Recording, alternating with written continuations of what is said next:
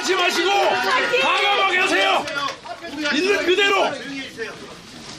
걔도 뭐 찍지도 않는 거 찍어 왜? 텔레비 나가지도 않는데 왜 찍어? 협박당해서 협박당했다고 말씀하세요. 왜 찍어? 정규방송 다 나가요. 왜 찍어? 아니 안 텔레비 안 나가는데 왜 찍어? 김태호 화이팅! 화이팅! 뭐하냐 힘들게. 김태호 화이팅! 김태호 화이팅!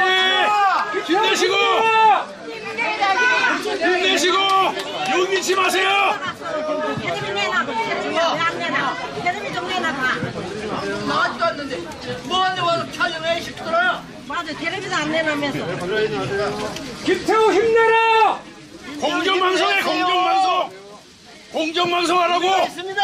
조용합시다. 겁내지 마세요. 뭐가 있어? 뭐가 무섭다고 그걸 해? 자기 쳐서 정권 잡은 문재인 사태를 건들시면 안 돼요. 악어 손불에 넣어야지. 김태호 화이팅! 김태호 화이팅! 힘내세요! 네네. 지금 기자회견 시작하도록 하겠습니다. 당신은 애국자입니다. 사회자석이 아니고 진정 애국자는 김태우 때문입니다. 안 돼. 서울로 가면 되잖아. 안 돼. 예, 저는 김태우 수사관 변호인 중 한 명으로서 오늘 기자회견 사회를 맡은 장재훈 변호사입니다. 참네. 고맙습니다. 오늘 이렇게 기자회견을 하게 된 이유는 공익 제보자인 김태우 수사관이 비리 혐의자로 매도 나오고 있는 작성의 사항을 묵과할 수 없었고 언론에 보도된 내용 중 사실과 다른 부분은 공식적인 자리에서 이를 바로잡아야 할 필요가 있다고 생각되어 이렇게 자리를 마련하게 되었습니다. 맞아! 기자회견 순서는 먼저 김태우 수사관이 공식 기자회견문을 낭독하고 그 카메라, 이후에 네? 기자님들이 네. 궁금해하는 사항에 대해 카메라가 질의응답 봐야 시간을 갖도록 하겠습니다. 그리고 오늘 기자회견에서 김태우 수사관이 알고 있는 사항이라든가 내용들을 전부 알려드리기는 시간 관계상 어렵기 때문에 주요 내용 위주로 말씀드릴 것임을 알려드리고 나머지는 차후에 다시 시간을 내서 말씀드리도록 하겠습니다. 예, 김태우 수사관 변호인입니다. 기자회견을 진행할 텐데요. 김태우 수사관이 본인이 직접 기자회견문을 작성을 했고 오늘 발표를 할 것입니다. 장내에 계신 우리 기자분들 그리고 또 일부 시민들도 계시는데요. 가급적이면 김태우 수사관의 이 말에 귀를 기울여 주셔야 합니다.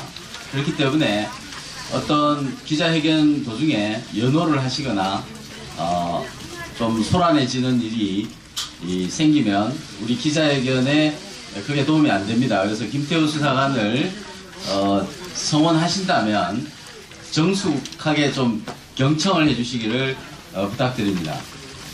간단하게 취지를 말씀드리면 김태우 수사관은 공익신고자로서의 신분을 가지고 있음에도 불구하고 법적인 보호를 받지 못했다. 그리고 심지어는 최근에 대검의 징계 절차 중지 가처분 신청이 1시간 만에 신청 접수 1시간 30분 만에 기각 결정이 변호인에게 송달되는 사상 초유의 일이 있었습니다. 그리고 그 이전에 대통령이 기자들에게 개인 비리 차원으로 사실상의 수사 지침을 내렸고 그래서 그런 부분에 대해서 변호인 또 그리고 김태우 수사관도 기자회견을 할 필요가 있다 이런 판단에서 부득이 기자회견을 하게 되었다라는 것을 말씀드립니다. 회견문을 우리 수사관이 낭독하겠습니다. 안녕하십니까? 저는 금일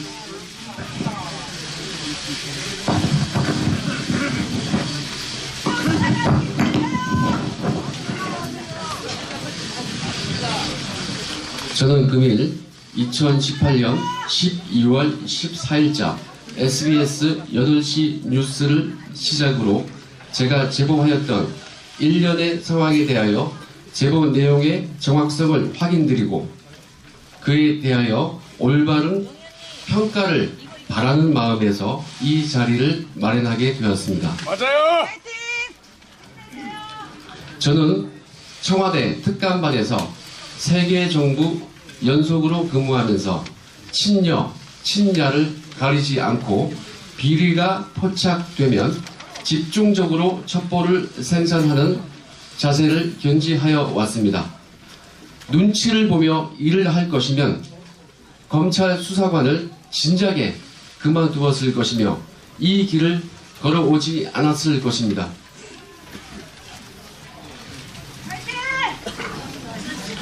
미관 말직이지만 첩보 생산이라는 은사를 받은 것에 깊이 감사하고 이 일을 사랑하였지만 이 정부에서 저는 친여권 실세들에 대한 감찰 첩보를 지속적으로 생산하였다는 이유로 탄압을 받고 급기야 제가 하지도 아니한 지인 사건을 조회했다는 이유로 표적 감찰을 받았습니다.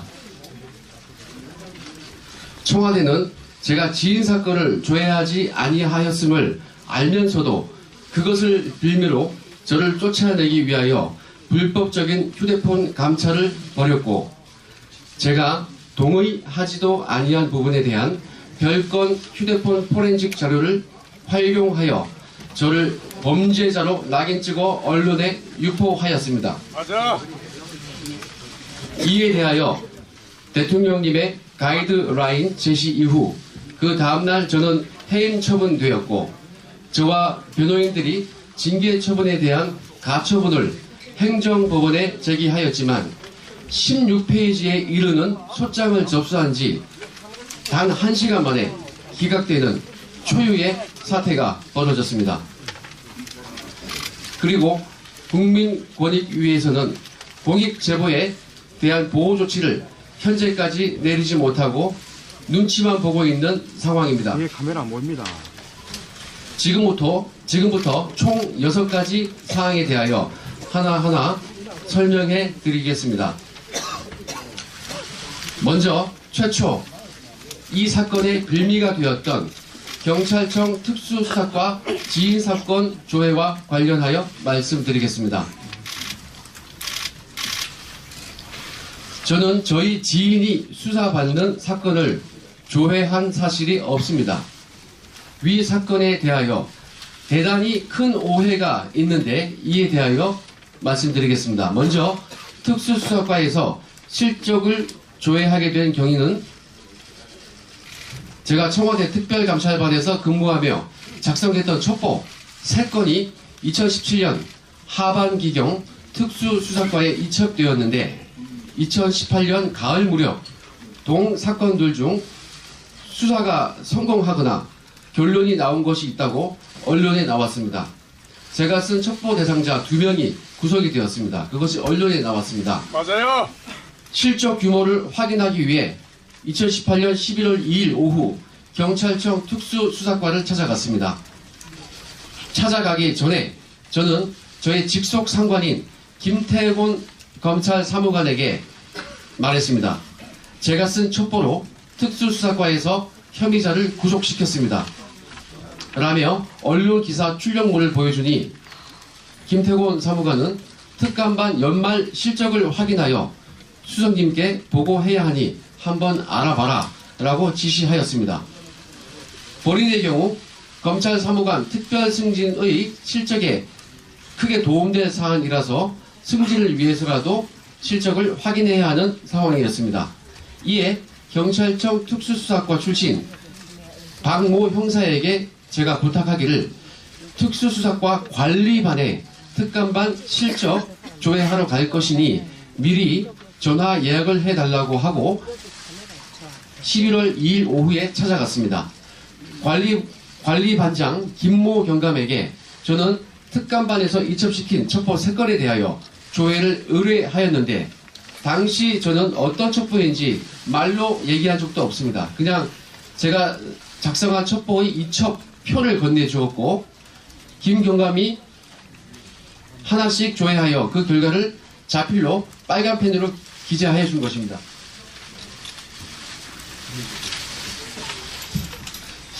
제가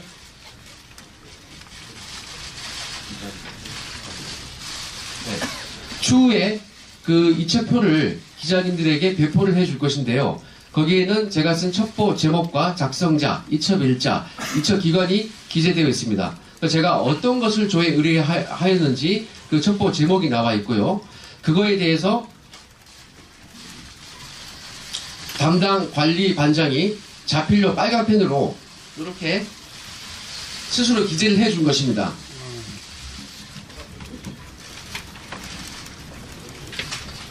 요 표 밑에 이 표와 파란 글씨만 제가 가져갔던 것이고 이걸 보고 아예 건네줬습니다. 그리고 그 김경감이 이걸 보고 자발적으로 빨간 글씨와 같이 자필로 기재를 해준 것입니다. 당시 몇 분 걸리지도 않았고 첩보 제목을 제 입으로 말할 필요도 없었습니다. 제가 무엇을 조회했는지, 조회 의뢰했는지, 그리고 경찰관이 무엇을 조회를 해주었는지에 대하여 이런 물증이 저는 있습니다. 그 과정에서 저희 지인이 관련된 사건을 제가 묻거나 지인의 이름이나 지인의 회사는 일체 언급한 사실이 없습니다. 이 사진 파일에 기재된 첩보들 중에서 두 번째 국토부 관련 첩보가 문제가 된 것인데 위 첩보는 오히려 저희 지인이 저에게 제보를 해준 사건입니다. 그러므로 그 지인이 수사를 받는 사건이 전혀 아닙니다. 그런데 반대의 상황이 언론에 오보가 났습니다. 경찰청 방문 직후 경찰청의 누군가가 반부패 비서관에게 전화하여 제가 조회하지도 아니한 지인 사건을 조회 의뢰했다라면서 엉뚱한 항의를 했습니다. 나중에 감찰까지 받고 나서 제가 하루 이상해서 그 박 형사에게 물어봤습니다. 그랬더니 박 형사 왈 특감반에 실적 조회하러 간다고 말을 전한 것이 아니고 그분이 실수로 제가 점검하러 왔다고 잘못 얘기해가지고 이 말을 전해들은 경찰관들이 기분이 나빠서 저를 엉뚱하게 오해한 것으로 저는 추정하고 있습니다. 최근 위 특수수사과 경찰관들이 진실을 말하고 있고 대검 감찰본부에서도 제가 지인 사건을 조회하거나 그 회사에 대해서 조회한 것이 아니라는 것을 진술한 것으로 알고 있습니다. 이에 대하여 조선일보 기자들이 위 경찰관들을 직접 취재한 결과 제가 지인 사건을 조회하거나 그 사건에 개입한 사실이 없다는 것을 배포한 자료에 있는 기사와 같이 확인하였습니다. 그 기사의 내용 중 중요사항만 얘기하면은 경찰 측은 김 수사관이 해당 시점에 경찰청을 찾은 건 맞지만 최 씨에 대한 언급은 전혀 없었다. 경찰 관계자는 본지 통화에서 김 수사관이 최 씨에 대해 전혀 언급하지 않았다. 당시 최 씨 조사를 담당한 경찰도 김 수사관이 경찰청을 찾은 사실을 몰랐다. 이런 내용입니다. 이 정도면 제가 지인 사건을 조회하지 아니한 것이 밝혀졌다고 생각됩니다. 저는 11월 28일 제가 지인 사건을 조회했다는 KBS 보도로 인하여 20년 공직 인생이 끝나버렸습니다. 청와대는 저에 대한 별건 감찰로 저의 약점을 잡아놓고 검찰에 복귀시켰으나 제가 지인 사건을 조회하지 아니한 것을 알고 있었으므로 검찰에 징계 의뢰하지 않았습니다. 저는 특별 승진 때문에 검찰에 복귀한 것으로 특감반장과 합의하였고 보안을 서로 지키기로 하였습니다. 그러나 그로부터 2주 후 11월 28일 KBS 오보가 나오자 청와대는 갑자기 저를 꼬리 자르기 시작하며 범죄자라며 언론에 여러 가지 사항을 유포하였습니다. 이에 저는 본인의 명예를 지키고 청와대의 직권남용, 직무유기 등의 범죄 행각을 공익을 위해 공표하기로 마음먹고 청와대와 외로운 싸움을 시작하게 된 것입니다. 지금부터 하나씩 사례를 들어 말씀드리겠습니다. 조국 수석의 인사검증 실패 사례에 대하여 말씀드리겠습니다. 지난해 마지막 날 국회 운영위원회 당일 조국 수석이 인사검증 관련하여 7대 원칙에 맞게 인사검증을 하였고 원칙에 벗어난 인사는 한 명도 없다고 주장했습니다. 그러나 과학기술자문회의 부의장 염한웅의 경우 음주운전 취소 전력이 2회 있었음에도 불구하고 청와대는 2017년 8월 30날 임명을 강행하였습니다. 저는 염한웅이 임명된 직후인 2017년 9월 1일 염한웅이 음주운전으로 2회 면허 취소되었다는 내용의 감찰 보고서를 올렸고 9월 6일자에도 추가로 보고하였습니다. 이에 따르면 청와대는 염한웅에 대한 부의장 임명을 취소했어야 하는데 그러하지 않았습니다. 저희 보고 이후 며칠 뒤 9월 11일자 경향신문에서 이 사실을 지적하였습니다.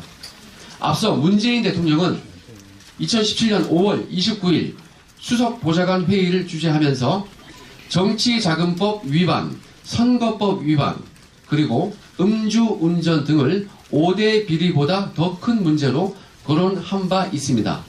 5대 범죄는 병역 면탈, 부동산 투기, 위장 전입, 세금 탈루, 논문 표절입니다. 염한웅의 음주운전 전력은 정지도 아닌 취소만 2회였습니다. 위 경향신문 기사를 보면 염한웅 부의장이 말하기를 청와대도 인사검증 과정에서 음주운전으로 본인이 2차례 면허 취소 처분을 받은 사실을 알고 있었다라고 하였습니다. 그럼에도 불구하고 임명을 강행한 것은 청와대가 스스로 정한 원칙을 저버린 행위입니다. 조국 수석과 대통령께서 염한웅의 음주운전 2회 취소 사실을 알고도 임명을 강행했다면 이보다 더 큰 문제는 없을 것입니다. 경향신문 기사에 따르면 조국 수석은 인사검증 과정에서 이를 알고 있었던 것이 분명합니다. 그런데 대통령께서 이를 모르고 임명을 강행했다면 조국 수석은 대통령께 보고하지도 않은 것입니다. 만약 대통령께 보고하지 아니하였다면 심각한 직무유기입니다.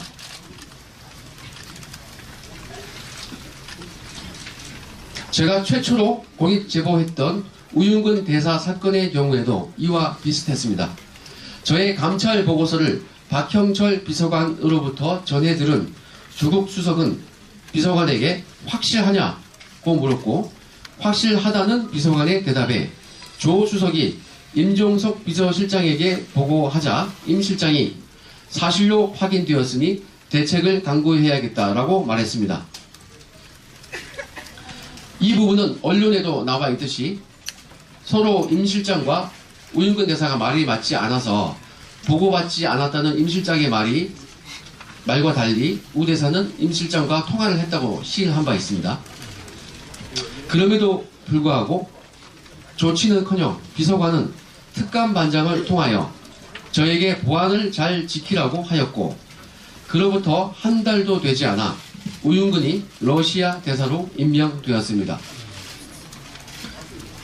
이것도 염한웅 건과 마찬가지입니다. 수석과 비서실장, 대통령께서 이를 모두 알고도 임명을 강행하였다면 정말로 큰 문제이고 대통령께서 모르셨다면 수석과 실장은 대통령에게 보고도 하지 않고 눈과 귀를 가린 것입니다.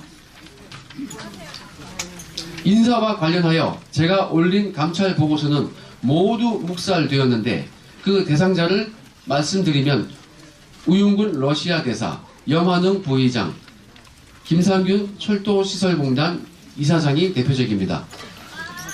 이번 정부의 인사검증 또는 감찰 과정에서는 공통점이 하나 있습니다. 바로 대상자 또는 감찰 혐의자에게 혐의 내용을 직접 물어보는 것입니다.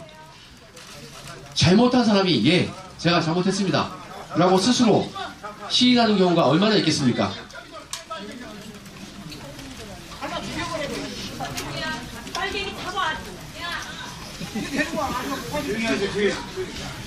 제대로 검증하거나 확인하려면 저와 같은 특감반 직원들 여러 명에게 혐의 내용을 추가로 조사하라고 시키거나 수사기관에 이첩하여 사실을 확인하는 것이 정당한 업무 방법인데, 청와대는 본인들의 우군이라고 생각되는 사람에게는 직접 변명만 듣고 그냥 임명해 버렸습니다. 이러한 행태는 박형철 비서관도 마찬가지입니다.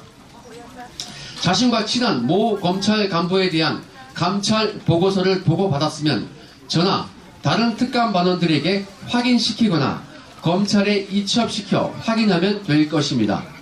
그러나 비서관은 저에게 특감반장을 통하여 자신이 직접 전화해서 확인했다며 문제없으니 신경 끄라고 말했습니다.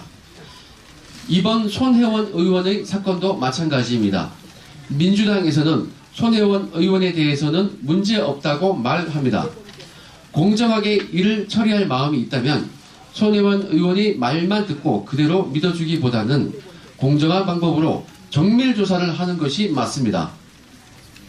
저와 같은 약자에게는 엄정한 잣대로 처벌하고 자신들의 잘못은 감싸주는 행태가 반복되고 있습니다. 우리에게는 사찰 DNA가 없다는 발언, 그런 발언은 자신들은 절대로 잘못이 없다는 교만함에서 비롯된다고 생각합니다.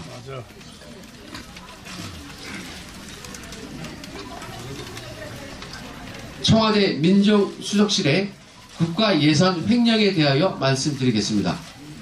2017년 7월 특감반 창설 직후 반부패 비서관은 이인걸 특감반장과 함께 특감반원들의 활동비 지원에 대하여 의논하였습니다.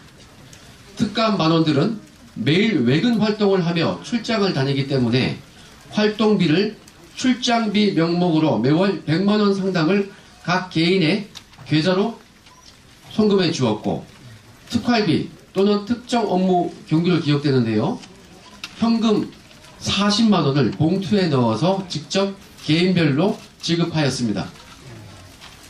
그런데 특감반 구성원 중 내근만 전담하는 직원은 외근을 하지 않습니다.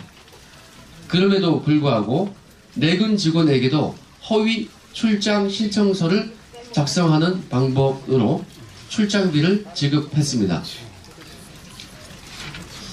그로 인하여 특감반 데스크 김태곤 사무관은 내근 전담임에도 출장비를 개인 계좌로 지급받았습니다. 그런 직원이 특감반 내에 한 명 더 있을 수도 있습니다. 16개월 동안 그 한 명이 받은 출장비는 최소 1,500, 1,600 정도 될 것입니다. 만약에 2명이라면 3천만 원이 넘어갈 것입니다. 국민 세금을 허위로 수령한 것입니다. 반부패 비서관실과 민정수석실은 국가 예산을 허위로 집행한 것이어서 실정법을 위반한 것입니다. 출장비 신청서를 허위로 작성하였으니 공문서 위조 및 동행사에도 해당될 것입니다. 출장비는 반부패 비서관실이 총무비서관실에 신청하는 것이므로 박형철 비서관이 응당 책임을 져야 할 것입니다. 특감반 김태곤 사무관의 허위 출장비 수령은 청와대와 특감반원의 계좌 거래 내역 등의 자료가 남아있으니 이를 감추지 못할 것입니다. 이에 대하여 반부패 비서관과 민정수석은 법적 도의적 책임을 져야 할 것입니다. 그리고 청와대 민정수석실 등 다른 비서관실에서도 비슷한 방법의 불법 사항이 있는지 확인할 필요가 있다고 생각됩니다. 다음, 휴대폰 불법 감찰에 대하여 말씀드리겠습니다. 헌법과 형사소송법에 의거 압수수색을 할 때에는 영장에 의하도록 되어 있습니다. 그런데 청와대는 감찰 대상자가 아무리 공무원이라지만 영장도 없이 휴대폰을 제출하라면서 동의서를 쓸 것을 강요하였습니다. 조국 수석은 동의서를 썼기 때문에 문제가 없다고 하지만은 이 문제의 본질은 동의서를 쓸 것을 강요한 것입니다. 자발적으로 진심으로 휴대폰을 제출한 사람이 있겠습니까? 청와대 특감반이라면서 몇 명이 우우 몰려가서 휴대폰 내세요. 동의서 쓰세요. 이렇게 하는데 이건 동의가 아니고 강요입니다. 강압입니다. 맞아요. 수사기관에서 피의자를 조사할 때에도 진술을 거부할 권리가 있고 진술 거부권을 행사하였다는 이유로 불이익을 받지 아니함을 고지합니다. 그러나 특감반이 공무원에게 동의서를 쓰게 하고 휴대폰을 수거할 당시에 동의서를 쓰지 않아도 된다는 내용을 고지한 사실이 한 번도 없습니다. 동의서를 쓰지 않아도 불이익을 받지 않는다. 고지한 적 없습니다. 그리고 휴대폰을 포렌식할 때 그 휴대폰 명의자가 참관할 수 있음을 고지한 사실이 한 번도 없습니다. 이것이 과연 임의성 있는 동의서에 의한 휴대폰 감찰인지 이해가 가지 않습니다. 이는 명백히 불법이며 공권력을 빙자한 폭력입니다. 수사기관이 강제 수사를 할 때에도 영장을 법관에게 청구하여 법관으로부터 수사와 관계없는 사생활 침해 등 본류에 어긋나는 부분은 일부 기각됩니다. 판사가 두 줄로 긋습니다. 그러나 특감반에서는 동의서 자체를 강압적으로 진구하고 서명 한 번 강제로 받았다는 이유로 본래의 감찰 목적에 맞는 증거가 발견되지 아니하면 여자 문제 등 별건 사생활까지 먼지 털듯이 털어서 그 별건으로 조사하여 괴롭혔습니다. 저에게 직접 조사를 시켰습니다. 외교부 국장 제가 성관계 한 거 조사해서 자백 받았습니다.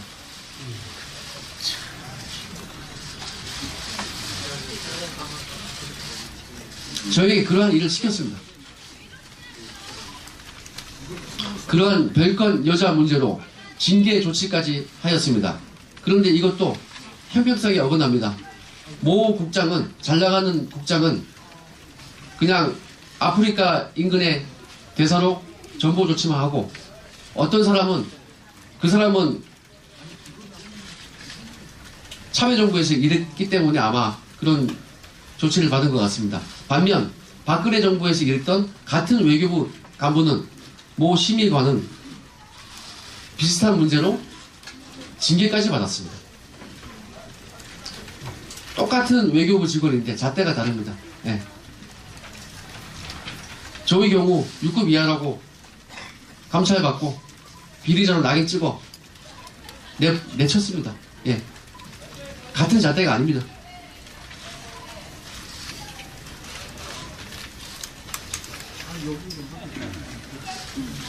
저도 청와대에서 쫓겨날 당시 똑같은 방법으로 당했습니다. 원치 않는 동의서를 임의성 없이 썼고 동의에 대하여 거부권을 고지받지 못했습니다.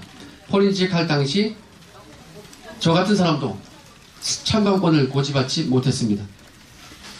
별건 감찰을 받았습니다. 제가 징계받았던 골프 향공 수수 등의 자료는 모두 위와 같이 별건 휴대폰 감찰, 불법 감찰에서 나온 포렌식 자료였습니다. 이는 제가 포렌식을 동의하지 아니한 부분에 대한 불법 자료입니다. 저는 최초 경찰청 조회권 때문에 감찰을 받은 것인데 제가 지인 사건을 조회했다는 물증이 나오지 아니하자 제 휴대폰 기록에 남아있던 별건 골프 등을 문제 삼아 별건에 불법 감찰을 하였던 것입니다. 그럼에도 현재까지 청와대는 위와 같은 휴대폰 포렌식 감찰을 계속 하겠다고 하니 아직도 사태의 심각성을 깨닫지 못하고 있는 것 같습니다. 형사법을 조금이라도 공부해본 사람들은 항상 실체적 진실 발견만큼 절차적 중요성과 인권 보장이 강조되어 있다는 것을 알고 있습니다. 조국 수석은 서울대 법대 교수셨고 서울대 교수로 돌아가실 분입니다. 관련 논문도 심도 있게 쓰신 분인데 오히려 인권 보장은 전혀 생각지 않고 휴대폰 감찰을 승인 지시한 분이므로 더욱 문제가 크다고 생각합니다. 백원우 민정비서관의 불법 감찰에 대하여 말씀드리겠습니다. 이러한 휴대폰 불법 감찰은 심지어 감찰 권한이 없는 민정비서관실에서도 발생하였습니다. 청와대 내부 업무 분장표에 의하면 민정비서관실은 민심 동향과 대통령의 친인척 및 특수관계인에 대한 관리만 가능할 뿐이며 공직자에 대한 감찰 권한은 없습니다. 이번 사건 이전에 청와대가 국회의원에게 제출한 민정수석실의 업무 분장표를 보면 민정비서관실이 공직감찰 권한이 없음을 확인할 수 있습니다.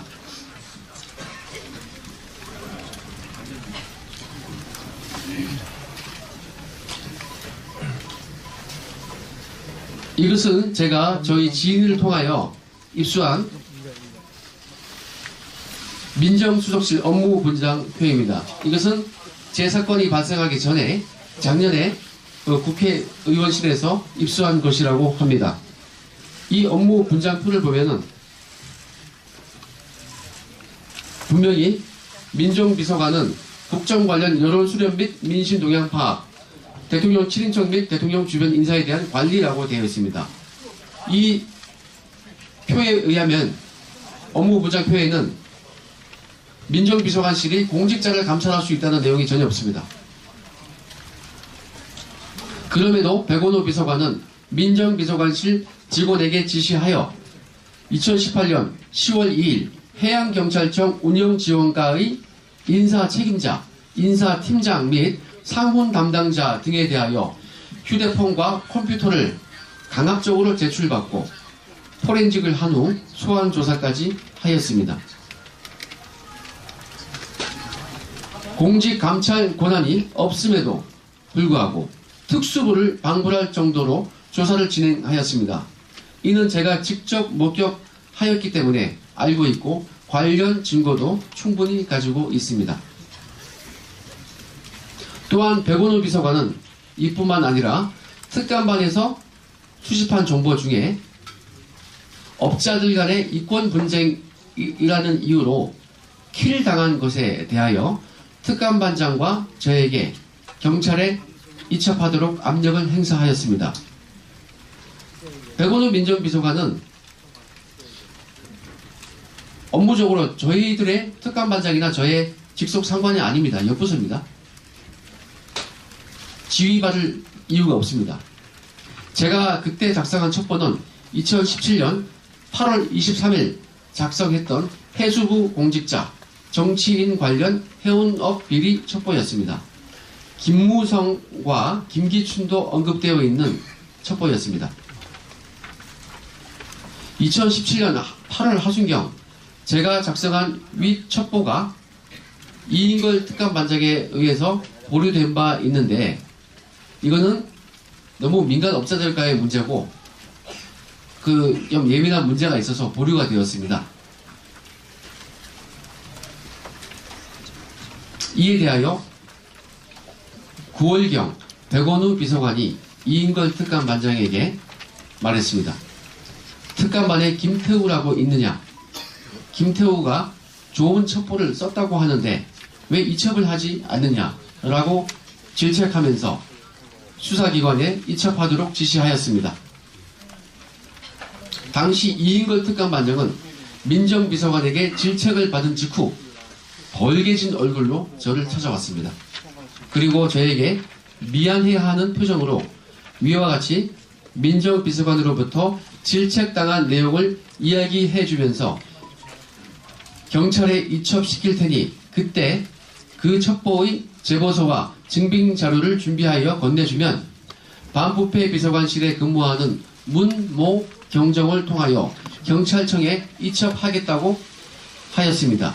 이에 제가 첩보 제보서와 그 첩보의 제보서와 증빙 자료를 목차별로 정리하여 이인걸 특감반장에게 건네주었고 이인걸 반장은 해당 자료를 문모 경정을 통해 경찰청으로 이첩시켰습니다. 그로부터 약 한 달 후 2017년 10월경 민정비서관실 윤모 총경이 저에게 전화를 하였습니다. 전혀 몰랐던 분인데 그때 저에게 휴대폰으로 전화가 왔습니다. 하는 말이 민정비서관님이 이첩하라고 지시한 것이 있다고 하는데 그 사건 진행 상황이 어떻습니까? 라고 제게 물었습니다. 이에 대하여 저는 그 사건은 그 같은 경찰관인 문경정이 경찰청에 이첩시켰으니까 문경정에게 물어보세요. 라고 대답했습니다. 이처럼 백원호 비서관은 다른 비서관실 직원들에게 특정 사건의 이첩을 강요한 뒤 사건의 진행 상황까지 체크하였던 것입니다. 특감반장은 당시 저에게 위 첩보의 제보자가 백원호 비서관 측에 전화한 것 같다고 저에게 얘기해 줬습니다. 그 후 2017년 10월 하순경 경찰청 특수수사과에서 해양수산부 공직자 등 관련자들을 소환 조사한 것으로 알고 있습니다. 백원호 비서관은 공직감찰 권한이 없음에도 불법으로 감찰을 시행하고 위와 같이 타 부서의 업무에 압력까지 행사한 것입니다. 이에 대해서 저와 관련된 사람을 고소했는데 무고가 아닐까 생각하고 있습니다. 다음 민간인 사찰 등 불법 사찰에 대하여 말씀드리겠습니다. 민간인 사찰이라기보다는 정확한 표현은 불법 감찰이 맞다고 봅니다.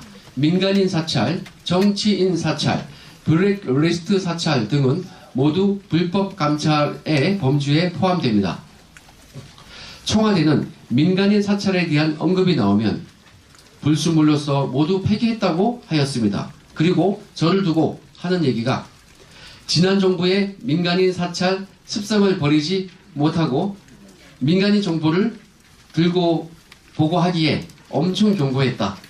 그러자 김태호가 그 후 경고받고 나서 1년간은 열심히 일하고 아무 문제가 없었는데 1년 후에 다른 데 신경 쓰느라 이상한 보고서를 다시 올렸다는 취지로 설명을 했습니다. 그러나 아무 문제가 없었다는 그 1년 동안 제가 올린 보고서를 보면 거의 매월 민간인 정보가 있습니다. 그 언론에 나온 자료인데 제 동향이나 첩보 104건을 4건의 사진 파일철이 있습니다. 한 6개, 7개 됩니다. 거기에 나와 있는 것을 보시면 제가 지금부터 말씀드리는 그 보고서가 거의 매월 빠짐없이 꾸준히 보고된 것을 알 수 있습니다. 먼저 2017년 7월 11일 코리아나 호텔 관련 이모 씨 자살 관련 동향, 7월 14일 홍준표 대선 후보의 대선 자금 관련 동향, 7월 24일 서울 창조경제혁신센터 박모 씨 관련 첩보, 7월 25일 최경환 비위 관련 첩보성 동향, 조금 전에 말씀드렸던 김무성, 김기춘 등 정치인 관련 첩보, 해수부 첩보, 그것이 2017년 8월입니다. 그리고 9월 20 전 한국은행 부총재 장모 씨 자녀 부당 채용 의혹, 10월 24일 전 금융위 부위원장 정모 씨 장남 취업비리 의혹, 11월 12일 전 국정원 대전지부장 김모 씨 아들 채용비리 의혹, 12월 21일 비트코인 관련 특이 동향. 이 내용은 참여정부 인사들에 대한 활동 사항이 있습니다. 우상호 의원 등등, 그리고 제가 이미 말씀드렸던 여러 참여정부 인사들이 있습니다. 해를 바꾸어서 2018년 1월 19일 고건 전 총리 장남 고모 씨 비트코인 관련 사업 활동 중, 2월 22일 박근혜 친분사업자 부정청탁으로 공공기관 예산 수령.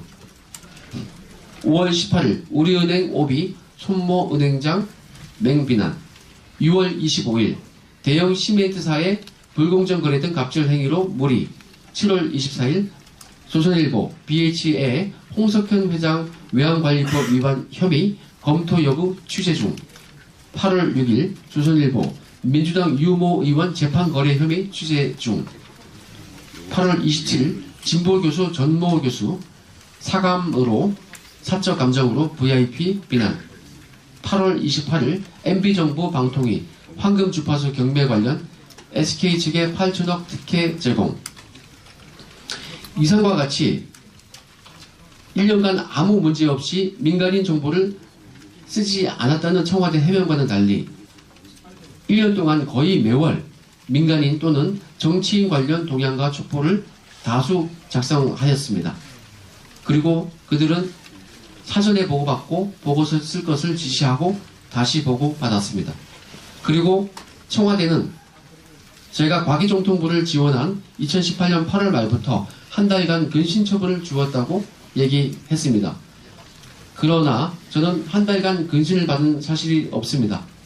한 달간 근신을 받았다면 그 8월 말부터 9월 말까지 아무런 실적이 없어야 합니다. 그런데 저는 그 기간 동안 무려 13건의 감찰 보고서를 작성했습니다. 이것은 제가 말씀드렸던 그 동양 파일 철의 휴대폰으로 촬영한 파일에 있습니다. 감찰 보고서는 매주 한 건 보고하는 것이 저희 기본 임무임을 볼 때 저는 그 근신이라고 하는 기간 동안 무려 4배가 넘게 많은 일을 한 것입니다. 이러한 상황만 보더라도 청와대의 해명이 거짓임을 알 수 있습니다. 그들은 매달 지시 및 승인의 방법으로 저에게 보고서를 받아왔고 심지어 매월 격려금도 10만원씩 저에게 더 지급해 주었습니다. 그리고 매월 회식 때 박형철 비서관은 저에게 우병우에게 쫓겨난 것에 대하여 한을 풀라, 원 없이 일해라고 하면서 오히려 저의 활동을 독려하며 저의 보고서에 대해 만족해 하였습니다. 그리고 가는 곳마다 김태호 팀장이 우리 전력의 절반 이상이다, 이렇게 저를 칭찬하고 다녔던 시기입니다. 그럼에도 임종석 실장과 조국 수석은 국회 운영위원회에서 보고받은 사실이 없다며 거짓 진술한 것입니다. 그러나 청와대는 이미 민간인 정보를 수집하고 보고받은 것을 언론을 통하여 상당수 시인하였습니다. 청와대는 제가 2018년 6월경에 작성하여 보고했던 대형 시멘트사의 불공정 갑질 행위 관련 첩보에 대하여 공정거래위원회에 이첩했다고 설명했습니다. 정모 전 금융위 부위원장의 아들 채용 비리 의혹 보고서에 대하여도 금감원에 이첩했다고 말했습니다. 박모 서울창조경제혁신센터장의 비리 첩보도 대검찰청에 이첩했다고 말했습니다. 대통령 비서실 직제 제7조에는 특감반의 업무 방식이 명시되어 있는데 그 최고의 조치는 수사기관 이첩입니다. 즉 청와대는 저의 민간인 관련 보고를 받고 사정기관에 이첩하는 것인데 한마디로 이는 민간인을 조사하라고 하명을 하는 최고의 조치인 것입니다. 민간인 첩보가 그들의 말대로 불순물이라면 폐기해야지 왜 조사하라고 이첩을 시킵니까? 민정수석실의 수장은 조국 수석입니다. 타 기관으로 이첩하는 것은 반부패 비서관이 독단적으로 자의적으로 결정하지 못합니다. 수장인 민정수석에게 보고하여 승인을 받아야 이첩할 수 있습니다. 이상의 사실로 볼 때 조국 수석은 민간인 첩보를 모두 보고받고 이첩하도록 승인 결재해준 것입니다. 청와대는 민간인 보고서를 이첩했다고까지 시인했으니 민간인 사찰을 시인한 것입니다.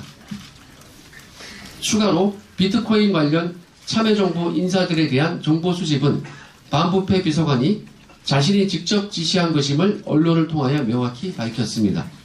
민간인 사찰을 지시하였다는 것은 이인걸 특감반장이 주식회사 공항철도 첩보를 저에게 건네주면서 조사를 지시한 점에서도 명확히 확인됩니다. 이인걸 특감반장은 공항철도 첩보 확인을 지시하였다는 것을 언론을 통하여 시인하였고 당시 공기업으로 착각했다는 말도 안 되는 변명을 하였습니다. 특감반장이 저에게 건네준 공항철도 첩보 내용은 한 장짜리라서 매우 간단합니다. 첩보 내용에 민간인 사장이 공항철도 사장이 노래방 도우미 접대를 받은 것까지 나오는데 그런 것까지 저에게 확인하라고 지시했다는 것을 시인한 것과 다름없습니다. 특감반장이 업무를 지시하면서 자신이 읽어보지도 않은 보고서를 저에게 주면서 지시하지는 않았을 것입니다. 이상과 같이 청와대는 스스로 이첩 또는 지시했다고 시인한 민간인 사찰 보고서만 5건에서 6건이 됩니다. 그들이 보고받지 않았다고 주장하는 나머지 보고서에 대하여는 어떤 상황이 전개되었는지 미루어 짐작할 수 있을 것으로 생각됩니다.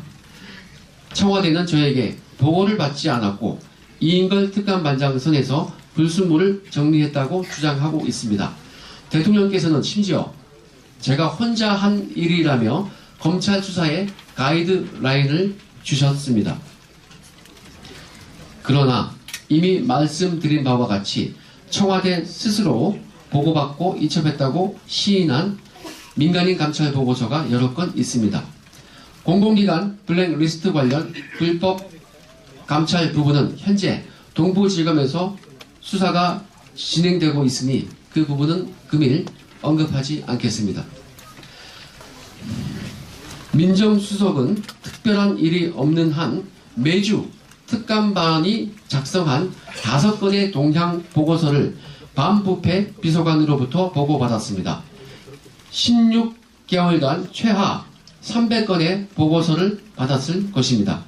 저희가 매주 올리는 동향 보고서는 민정수석이 읽어보는 신문과 비슷하였던 일상적인 업무였기 때문입니다. 두꺼운 첩보도 이첩하는데 한 장짜리 동향은 매주 받는 것이기 때문에 분명히 읽어봤다고 저는 봅니다. 과연 특감 반장이나 반부패 비서관에게 보고할 목적으로 그렇게 많은 보고서를 작성했을까요? 이것은 수장인 민정수석에게 보고한 것입니다. 조국 수석이 코리아나 호텔 사장 배우자 자살 관련 동향 등 조선일보 관련 동향 3건 그리고 홍준표 후보와 관련된 대선자금 모금 시도 동향을 안 읽어봤겠습니까? 보안이 보장되는 은밀한 그런 보고서를 안 읽어봤겠습니까? 제가 보고했던 이상의 모든 것은 사전에 이인걸 특감반장의 허락과 지시하에 정식 보고서로 작성된 것입니다.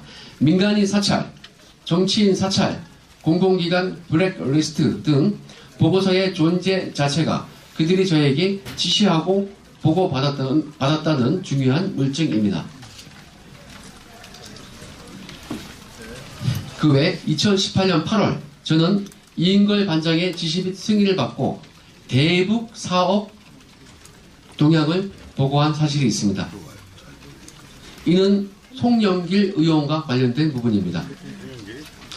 송영길 의원이 북방경제위원회 대북 경협 사업을 주도하는 대통령 직속 기구의 위원장이었는데 그때 대북 관련 사업자인 자신의 측근 송모 씨를 특별보좌관으로 앉히고 북한 모래 채굴 사업을 독점적으로 확보하여 송모 씨에게 일감을 몰아주려 한다는 내용이었습니다. 아주 예민한 내용이라 걱정하며 사전 보고를 했는데 특감반장이 흔쾌히 쓰라고 하여 보고한 내용입니다. 위 내용도 당연히 조국 수석에게 보고되었을 것입니다. 또한 수석의 윗선에게도 보고되었을 것으로 생각합니다. 그 다음 불법 감찰의 핵심 키, 저희 특감반 데스크였던 검찰사무관 김태곤과 관련하여 말씀드리겠습니다. 이상의 이 모든 보고서는 특감반의 편집자이며 데스크인 김태곤 검찰사무관이 저에게 이메일과 출력물 2가지로 받아서 보관하였습니다. 김태곤 사무관은 저뿐만 아니라 특감반 외근 직원 8명 전체에 대한 보고서를 보관하였기 때문에 모든 내막을 알고 있습니다. 저는 2018년 5월 27일 경기도 광주시 소재 모 골프장에서 저의 지인과 김태곤 사무관과 함께 3명이서 골프를 친 사실이 있습니다. 김태곤 사무관은 감찰 조사 당시 저희 3명이 골프를 친 사실과 자신이 비용을 지불하지 아니하였음을 시인하였습니다. 그럼에도 불구하고 저의 직속 상관인 김태곤 사무관은 아무런 징계를 받지 아니하였습니다. 저와 함께 골프를 쳤던 다른 특감 반원들은 경징계라도 받았는데 나이도 저보다 10살 많고 책임있는 간부의 지위였던 김태곤 사무관에 대하여는 청와대가 징계 통보조차 하지 아니하였습니다. 이는 청와대가 김태곤 사무관이 폭발력 있는 위치인 것을 알고 있기 때문에 그의 폭로를 막기 위해서입니다. 이를 볼 때 저에 대한 감찰과 징계가 처음부터 불법 감찰이고 찍어내기 표적 감찰임을 알 수 있습니다. 그리고 얼마나 형평성이 없는지 알 수 있을 것입니다. 다음 박형철 비서관과 조국 수석 관련 특이사항을 말씀드리겠습니다. 청와대의 심히 불공평한 감찰 행태는 또 있습니다. 제가 보고한 검찰 간부 관련 감찰 보고서에 대하여 박형철 비서관은 그 간부가 자신의 동문이자 연수원 동기라는 이유로 직접 전화하여 감찰 내용을 누설한 바 있고, 이에 대하여 지난 연말 국회 운영위원회에서 조국 수석은 박형철 비서관에 대하여 감찰을 검토하겠다고 했으나 현재까지 박형철에 대하여 감찰을 듣지 못하였습니다. 고위공직자에 대한 비리 첩보가 묵살된 것을 공익을 위하여 알린 저에 대하여는 수사기관에 고발까지 했던 청와대가 조직의 내부 비서관이 사익을 위하여 공무상 비밀을 누설한 혐의에 대하여는 제대로 확인하지 않고 있습니다. 박형철 비서관은 특감반 출범 초기 조국 수석을 위하여 충성해야 한다는 말을 자주 하였습니다. 박형철 비서관은 반부패 비서관실 최초 회식 자리에서 이렇게 얘기했습니다. 우리 공식 건배사는 조국을 위하여, 이건 민정아 사랑해. 직원들에게 이런 내용을 공지했습니다. 이에 따라 상관들이 조국을 위하여 라고 선창하면 저희 쫄병들은 민정아 사랑해 하면서 폭탄주를 마셨습니다.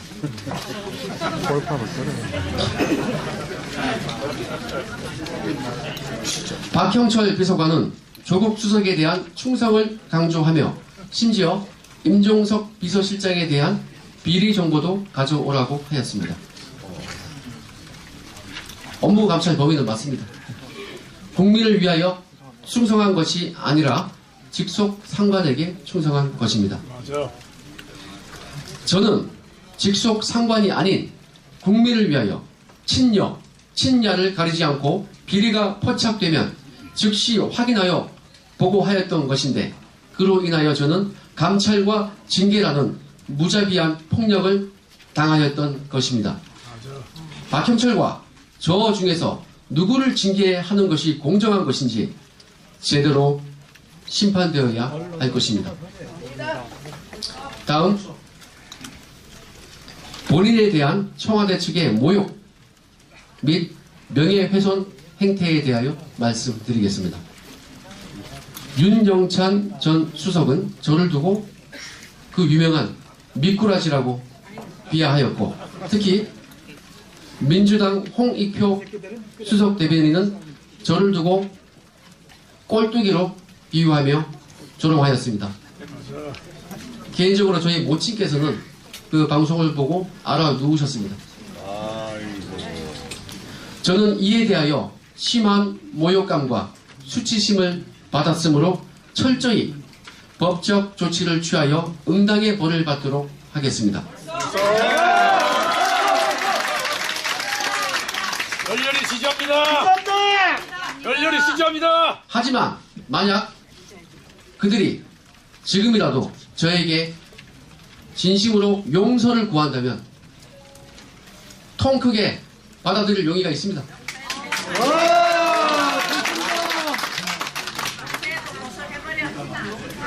마지막으로 검찰 수사 부분에 대하여 말씀드리겠습니다. 첫 번째, 동부지검 고발 사건 관련하여 말씀드리겠습니다. 저는 제가 공표한 청와대의 불법 행위에 대하여 서울 동부지검에서 사실상의 고발인 자격으로 수회 조사를 받았습니다. 열심히 진행하고는 있으나 한편으로는 이인걸, 박형철, 조국, 임종석에 대한 개인 휴대폰을 왜 압수수색하지 않았는지 의문이 가는 것은 사실입니다. 맞아요. 맞아요. 그들은 벌써 휴대폰을 바꾸거나 증거를 인멸했을 가능성이 높습니다. 맞아요. 만약 그들이 떳떳하다면 휴대폰을 바꾸지 않았을 것입니다. 맞습니다. 현재 혹은 수사를 받을 시 그들이 휴대폰을 바꾸었거나 무언가 삭제하였다면 객관적으로 매우 의심스러운 상황입니다. 맞아요. 저는 이 휴대폰 감찰에 대해서 경험이 많습니다. 하지만 저는 청와대에서 제 지휘사건 조회 부분에 대하여 감찰을 받을 시 떳떳했기 때문에 제 휴대폰을 버릴 수 있었음에도 불구하고 그냥 제출했습니다. 근데 약속을 지키지 않고 별건 감찰을 했던 것이죠. 만약 그들이 휴대폰을 바꾸었거나 삭제하였다면 객관적으로 의심스러운 상황입니다. 사랑하는 저의 친정 검찰에서 특검까지 갈 필요도 없다는 것을 보여주시길 바랍니다. 끝까지 최선을 다하여 엄정히 수사해 주시기를 촉구합니다. 맞습니다. 그다음 수원지검 피고발 사건에 대하여 말씀드리겠습니다. 수원지검에서는 제가 청와대로부터 공무상 비밀 누설로 고발당한 사건을 수사 중에 있습니다. 비슷한 사안으로 2017년 7월 청와대 박수현 대변인이 공무상 비밀 누설로 캐비대 문건이었죠. 서울중앙지검에 고발되어 있는 사건이 있습니다. 청와대의 공무상 비밀 누설 혐의에 대하여는 고발된 지 1년 반이 지나도록 압수수색이나 기타 수사를 전혀 진행한 사실이 없습니다. 맞습니다. 그러나 저에 대하여는 고발 직후 중앙지검 형사3부 제 사무실을 압수수색하였습니다. 인권 탄압. 이는 현저히 형평성에 어긋난 것입니다. 맞습니다. 윤석열이 이거 개새끼가 그래. 저의 공무상 비밀 누설 사건도 1년 반 뒤에 압수수색했어야 공정한 것이라고 생각합니다. 맞습니다. 저는 해임당했지만 제가 오래 몸 담았고 열정을 다했던 저희 친정 검찰을 사랑합니다. 사랑하는 저희 친정에서 공정하게 수사해 줄 것을 기대합니다. 맞습니다. 이상 청와대의 불법 행위와 관련하여 모두 말씀드렸고 기자회견을 마치면서 간단하게 한 말씀 드리겠습니다. 최근 저희 집 앞에 수상한 사람들이 소송되고 있습니다.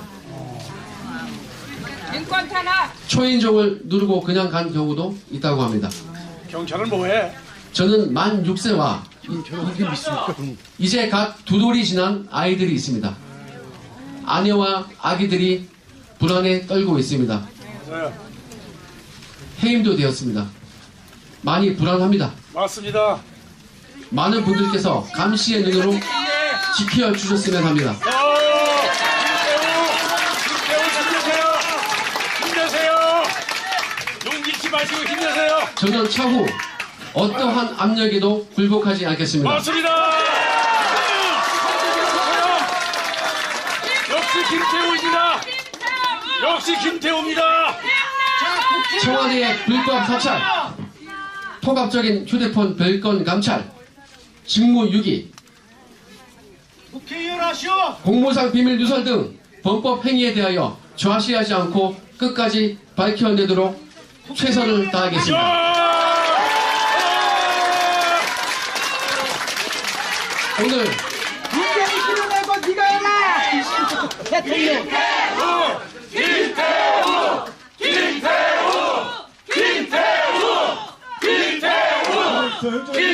오늘 시간 관계로 모든 것을 말할 수는 없습니다.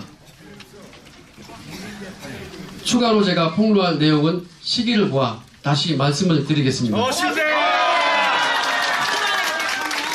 오늘 기자회견은 여기까지입니다. 감사합니다. 감사합니다. 김태우!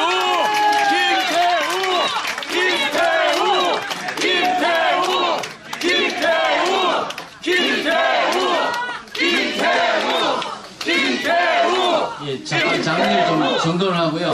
저기 기자 질문도 받아야 됩니다. 그래서 잠깐 정숙해 주시면 감사하겠습니다. 오늘 회견문 낭독하는 동안 정숙을 지켜주셔서 대단히 감사합니다. 지금 김태우 수사관은 지금 그동안 비리 혐의자 또는 마치 범죄자로 취급되는 등 여러 가지 불이익을 겪고 있습니다. 그래서 언론에 잘못 보도된 것들을 대해서는 정정 보도를 요청하겠습니다만은 너무 광범위해서 오늘 이 기자회견을 계기로 해서 기존에 있던 그 잘못된 보도 내용들은 언론사에서 자발적으로 좀 정정 보도를 해주셨으면은 대단히 감사하겠습니다. 오늘 기자회견은 그동안에 언론에 잘못 인식되어 있고 보도되어 있던 부분에 대한 김태우 수사관 개인의 반론 보도 내지는 또 정정 보도 청구권에 근거한 것이라는 것을 말씀드립니다. 그리고 김태우 수사관이 그 공익 제보자, 공익 신고자로서 법적으로 최대한 보장받을 권리가 지금 제대로 보장받고 있지 못합니다. 맞아요. 그래서 저희 변호인단은 공익 신고를 받도록 할 생각입니다. 그래서 공익 신고 센터를 운영하되 김태우 수사관과 관련된 부분에 대한 추가 제보도 받겠습니다. 그래서 저희가 이메일을 구두로 공지해드리겠습니다. 영어로 public returner입니다. gmail.com입니다. 그래서 public returner입니다. 리터너. 예, 제보를 부탁드리겠습니다. 그리고 기자들의 질문을 몇 분만 압축적으로 하고 질문은 1분 내로 필요 없어요. 기자 질문 다 하실 게 없는 거. 간단하게 그래도 한두 분 정도 하셔야 되는데 질문을 장례를 정돈해 주십시오. 장례금 정돈하겠습니다. 장례를 정돈해 주십시오. 잠깐만요. 오늘 이거 기자회견은 시민들을 상대로 한 것이 아니고 우리 기자분들을 위해서 마련된 자리인 만큼 그렇게 뒤에서 목소리를 높이시면 도움이 안 됩니다. 잠깐만 목소리를 높이시는 거는 들어보세요. 도움이 안 됩니다. 들어보세요. 진정하세요. 김태우 수사관을 아끼시는 입장이면 진정하시고 기자들에게 기회를 주세요. 그렇게 하시면 안 됩니다. 좀 성숙된 시민의식으로 기자회견이 진행됐습니다. 기자들에게 기회를 주세요. 성숙되게 살다가 제가 두세 분만 받겠습니다. 잠깐만요. 그분은 기자님 자격증이 안 된 것 같았고요. 제가 볼 때는 기자분만 받겠습니다. 정확하게 공정하게 보도하면 돼. 아니 시민들을 기자는 안 되겠습니다. 자, 소속 밝히고. 소속을 반드시 밝혀주십시오. 마이크가 없잖아, 마이크. 공정하게 보도하라고. 네, 안녕하십니까. TV조선 황정민입니다. 혹시 특감반에서 유재수 전 국장의 휴대전화를 포렌식한 적이 있습니까? KBS 개새끼들. 제가 하지 않은 부분인데 포렌식해서 분석을 하고 조사를 했다는 것은 알고 있습니다. 그러면 문제됐던 비위가 직무상 영향력 행사였습니까? 아니면 표시 유지 위반 같은 사생활 문제였습니까? 참는 게 한계가 있는 거지. 제가 했던 내용이 아니기 때문에 다만 거기서 조사를 진행했고 조사를 받았고 뭔가 문제가 있었다. 이 정도로 추상적으로 알고 있고 그러니까 저희는 이제 제가 하지 않은 부분을 자세히 알기가 좀 힘듭니다. 예. 뭔가 문제가 있어서 조사를 받았고 예. 그러면 수사기관에 이첩되지 않은 이유를 뭐라고 보십니까? 저는 이제 개인적인 판단에서는 제가 이미 아까 낭독할 때 말씀드린 바와 같이 잣대가 다릅니다. 우리 편이면은 감싸주고 남의 편이면은 철저히 찍어 누릅니다. 맞습니다. 그러면 내용에 대해서 혹시 알고 계시다면 그 포렌식 결과에 금융회사 대표와의 스폰서 관계를 보여주는 내용이 있었습니까? 저도 그 정도로 추상적으로만 알지 그 자세한 내용은 제가 작성한 것이 아니라서 예, 추상적으로 아시더라도 혹시 관련된 내용이 있었는지만 확인해 주시기 바랍니다. 뭔가 부적절한 것이 있었다는 걸로만 알고 있습니다. 다만 제가 한마디 드리면은 유재수에 대해서 뭔가 감찰적인 측면에 문제가 있어서 사표를 썼겠죠. 근데 그 처리 과정이 참 형평성에 어긋납니다. 그리고 청와대 측의 반응을 보면 유재수가 어떤 혐의에 대해서 문제가 있었냐라고 기자님 같이 질문을 이미 했습니다. 그에 대해서 청와대 측에서 하는 말이 그것은 그분의 프라이버시다. 예, 이렇게 얘기했습니다. 알려줄 수 없다. 예. 예, 그리고 국회에서 그 유재수 전 국장에 대한 자녀 그 유학비 대납 의혹이 제기됐었는데요. 저 아는 바가 없습니다. 죄송합니다. 예. 네, 이상입니다. 예. 지금 장난이 좀 소란스럽고 하기 때문에 기자분들의 질문은 저희들이 우리가 갖고 있는 기자단의 그 자료를 공유하는 것으로 대신 하는 게 좋겠습니다. 예. 오늘 기자회견은 저희 추가적인 자료나 이런 것들을 저희가 질문을 저희 변호인단이나 이렇게 연락을 해주시면 오늘 그 회견문에 대한 것들을 공유를 하도록 하겠습니다. 회견문을 보내드릴 테니까 거기에 대한 질의사항이 있으면은 변호인 쪽이나 문의해 주시면은 성실하게 답변하는 것으로 기자들의 질문은 가름하도록 하겠습니다. 오늘 기자회견을 이것으로 모두 마치는 것이 시민 기자. 김태우!